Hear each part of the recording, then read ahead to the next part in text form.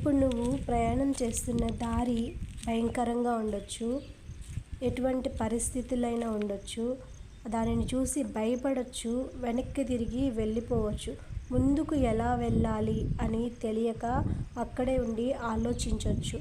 కానీ అటువంటి పరిస్థితి ఎందుకు వచ్చింది అంటే, తరువాత నువ్వు పూల పాన్పులో నడవడానికి, మంచి రహదారిలో నువ్వు నడవడానికి ముందు ఈ కష్టంను దేవుడు ఏర్పరిచాడు.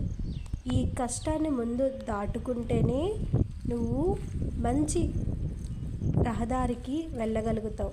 అక్కడే ఉండి ఆలోచించి కృంగిపోయి వెనుదిరిగిపోతే నువ్వు మంచి దారిలో వెళ్ళలేవు. కాబట్టి కృంగిపోక ముందుకు సాగిపో. మంచి దారి కోసం ఎదురుచూడు.